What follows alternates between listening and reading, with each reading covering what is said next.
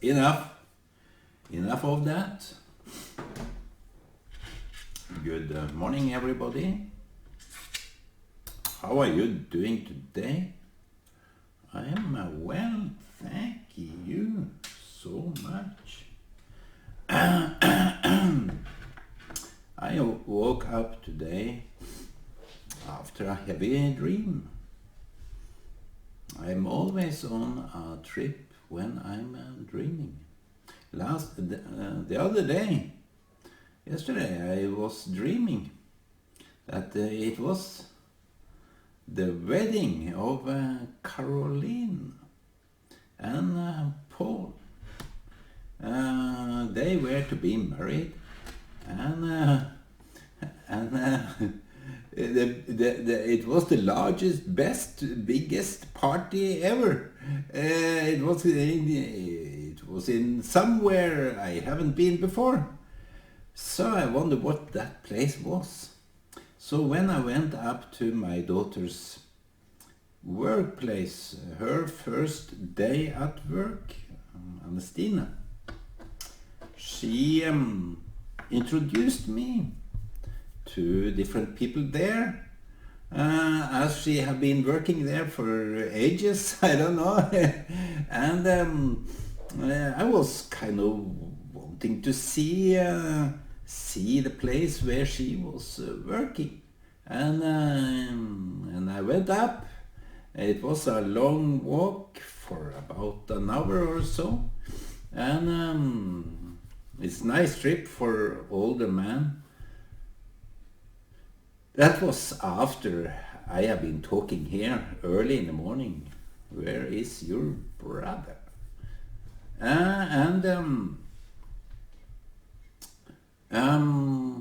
When I was, she is working at an audio company, because she just recently learned.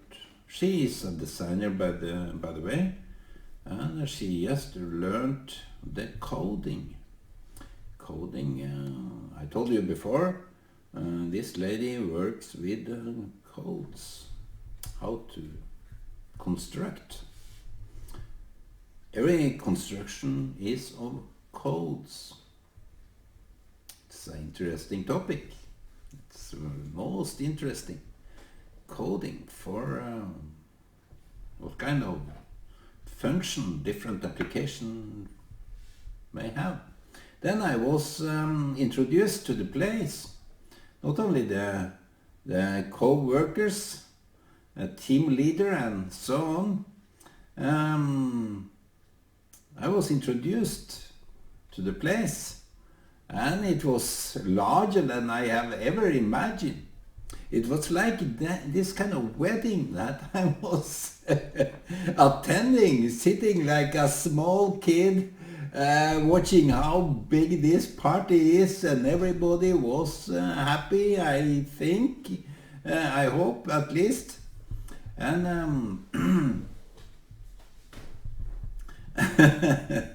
a kind of funny dream, because when you have this kind of dream, you think about it, you reflect over it, and what does it really mean? The dreams are coming through in a way or the other. So this place, I got the feeling that this place looked familiar to this dream.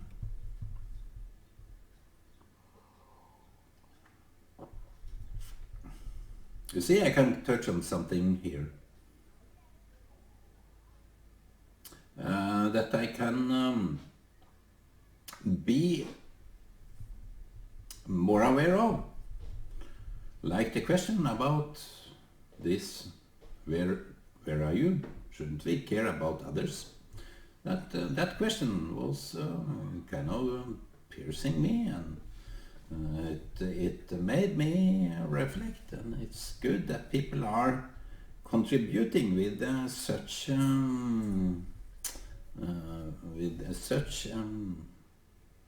different perspectives. It's portrayed as a question, but it's obviously had this different perspective that I seem to have missed out on. So that is interactive.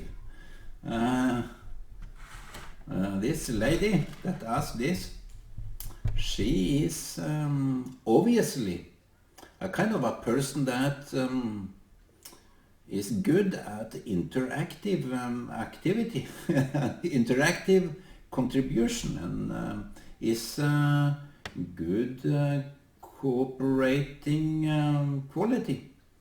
I think she have that, and I don't want to define everybody like that, but it's good because they get the hunch and they go for it, and it obviously is very, very precise, very up to date, like some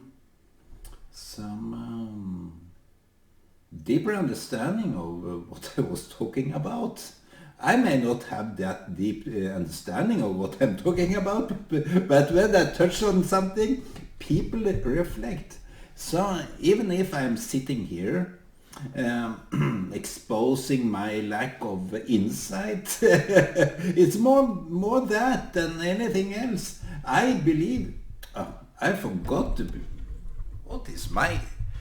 I forgot this microphone, but it's still on, so you can hear it. But I need to have it close to my mouth so you can see how this is done every freaking time I do this video. Now I need this dried up chocolate cake. It have been aired for many days, maybe since I took it out 3 days ago. I bet it was 2. But it had been drying out. So I have to put it down somewhere, but this plate of chocolate cake is making me disturb myself.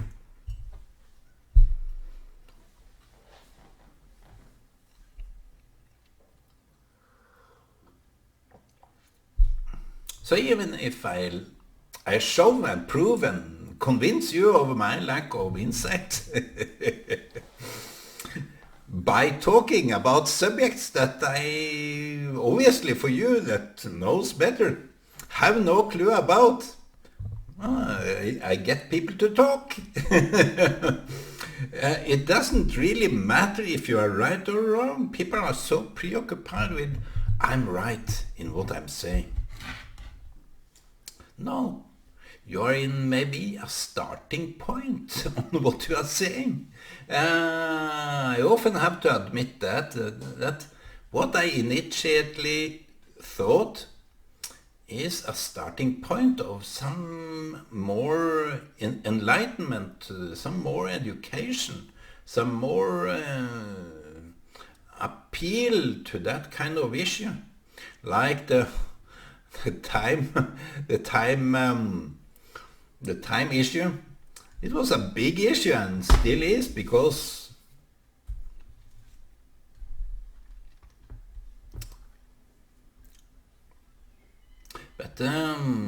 people think they are smart, like this lady, smart, and they reflect on a deeper level than I may have done over this. So therefore, it's this kind of contribution is wow. It's making me wow. I know that I'm just a simple guy. I'm not. It's not really about me, and I don't think it's really about her either. It's about the deepest dimensional concept when we are together. When we put our heads together and don't sabotage for every freaking thing we are saying. Just use it as a stepping stone to next level, so to say.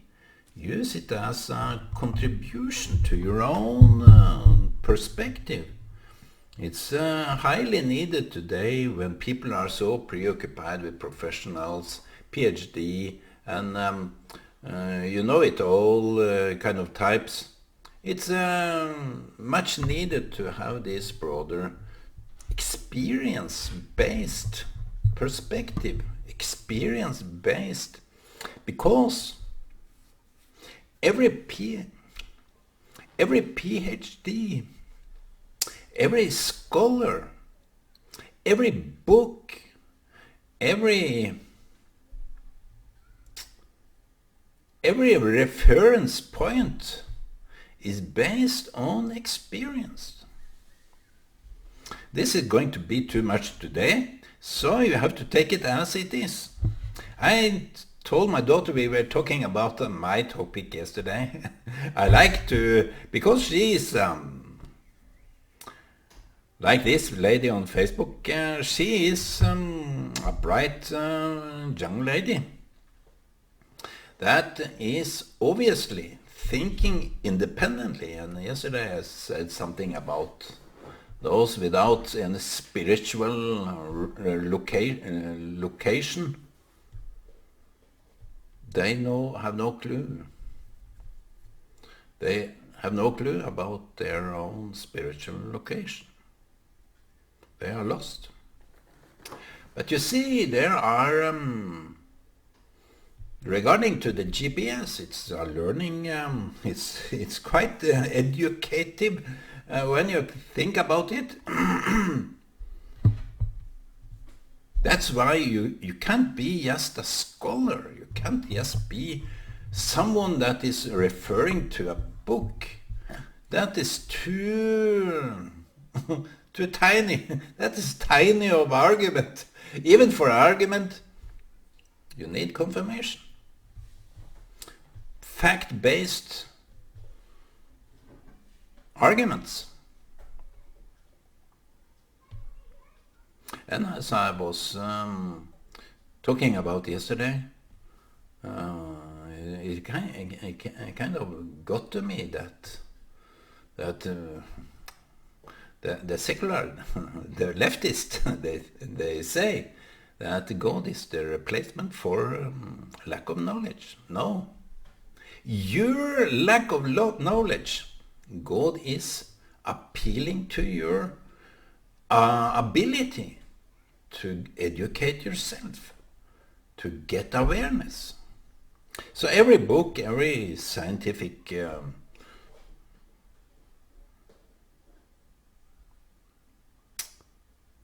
exploration is based on experience.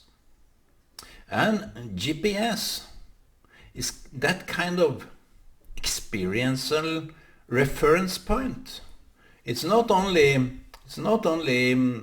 based on one satellite, because GPS is based on satellite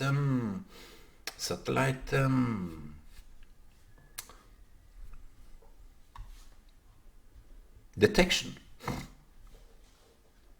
You need at least three satellites to make a reference point to your exact position.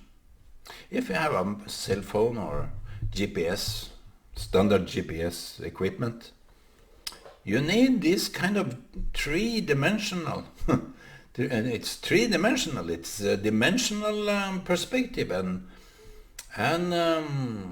the reality is always dimensional. You can't put it, it's only this, that is the answer. That is for simpletons. Simpletons, they like to say this is the answer and nothing is relevant to contribute. No. So this reference point, this is just a reflection over yesterday, and this lady that contributed so nicely with her simple, penetrating question.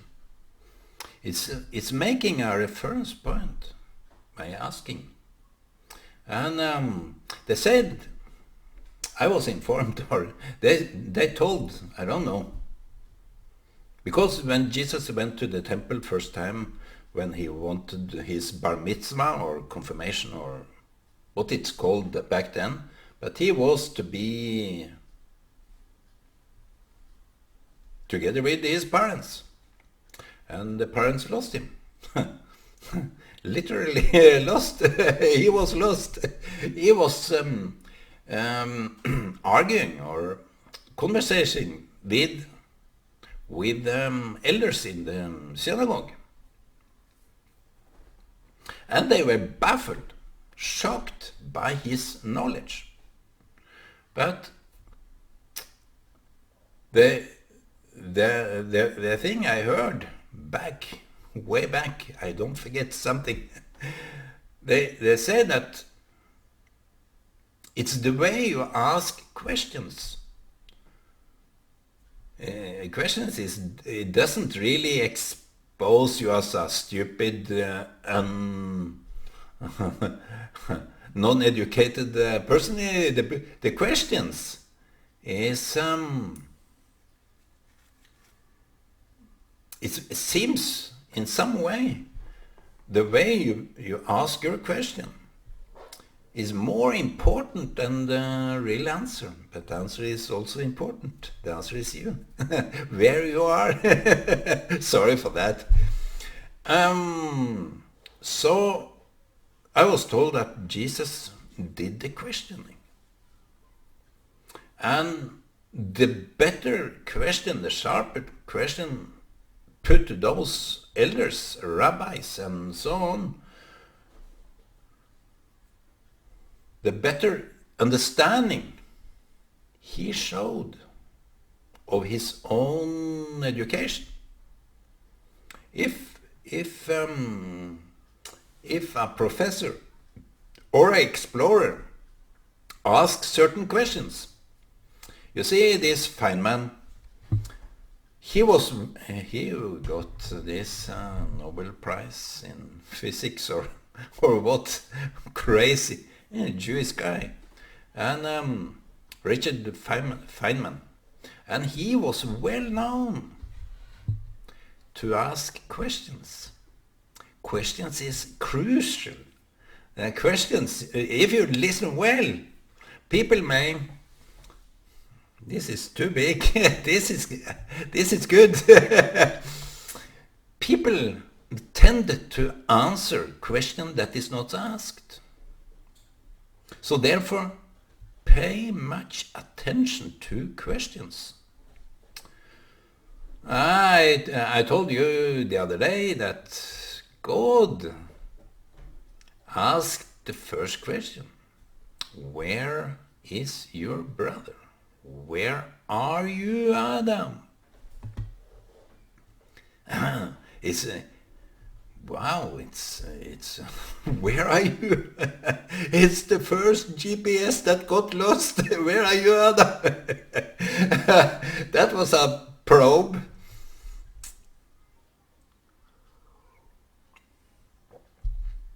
So the question is always exposing how high level you are, on which level you are. Foolish people don't believe in questioning. They only believe in answers. Simpletons only believe in answers. But the educated people, the intelligent people, they believe in asking. They believe in questioning. They believe also in somewhat question that regards doubts. Because every theory should and must be questioned. Every theory. We have this evolution theory, and people tend to make that as an answer. It's a bogus. That is still a bogus argument. The evolution theory, not that I want to dispute it here in this context, I may merely say that the evolution theory is not disputed as much as the biblical story. And the biblical story still holds.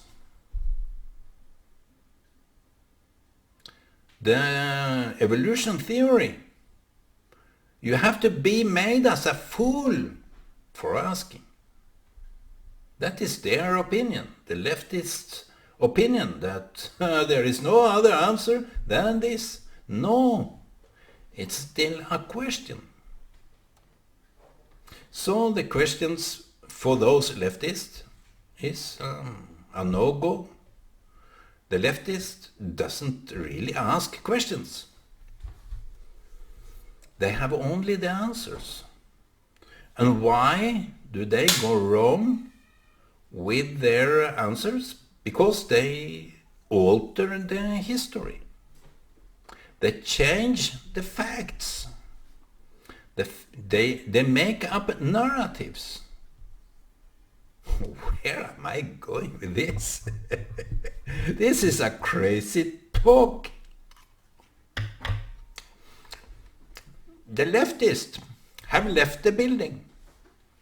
They have all the answers, and they are so arrogant over or toward those that ask simple questions.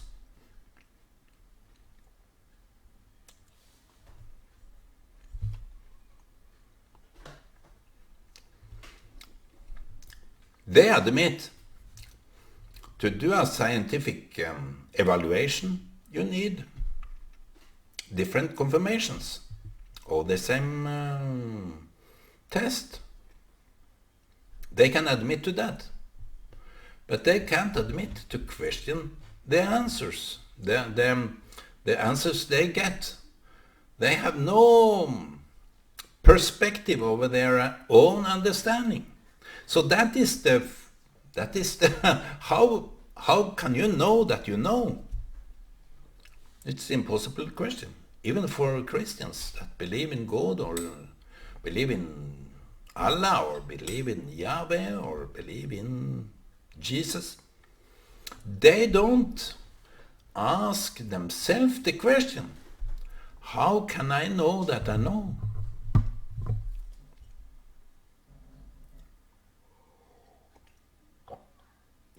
They are partisan to their own answer. That is politics. To be partisan of your own answer. That is politics, because you will always defend what you say.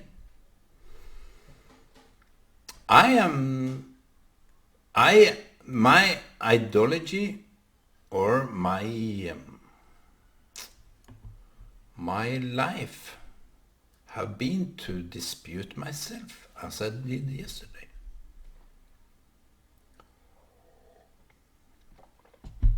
And people that are so arrogant that they can't even handle simple questions, they have nothing to learn.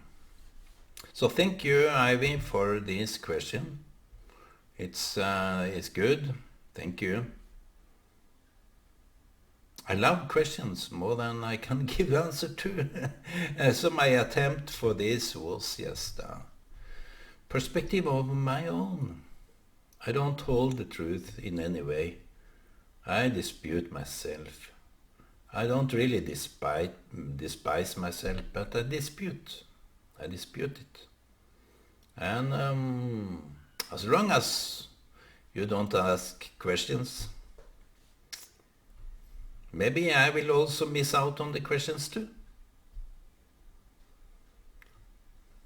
Maybe.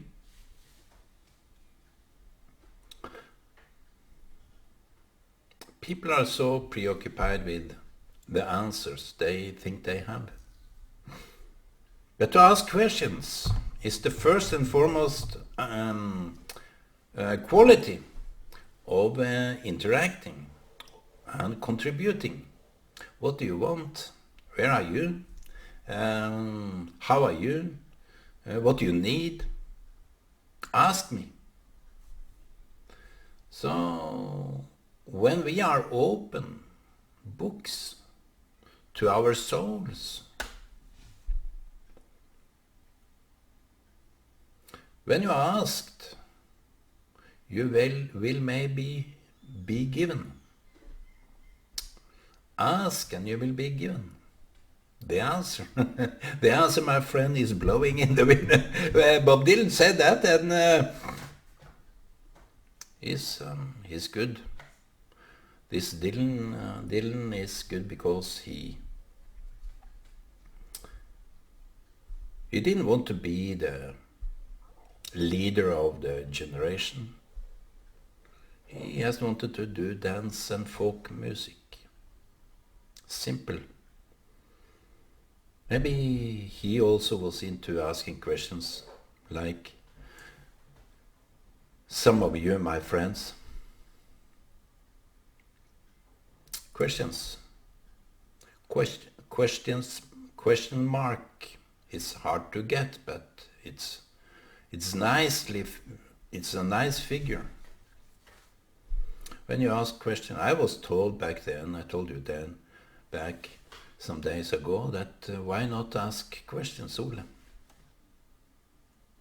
Why do you come with statements that you can't really prove? Be honest about it. What can you really prove? The only thing I can try to prove with some confirmation is where I am. Where am I right now? Where are you right now? Be an open book. See that love and prosperity will... you see, I have a plant. I will end this video with this. I have a plant that I watered too much. It is a guava tree, and I was very afraid of it. First it froze its leaves, so I had to cut it down in order for it to keep alive. So the first leaf, I gave you pictures of the first leaves. And after watering it didn't drain out. It didn't capture so much moist, this plant.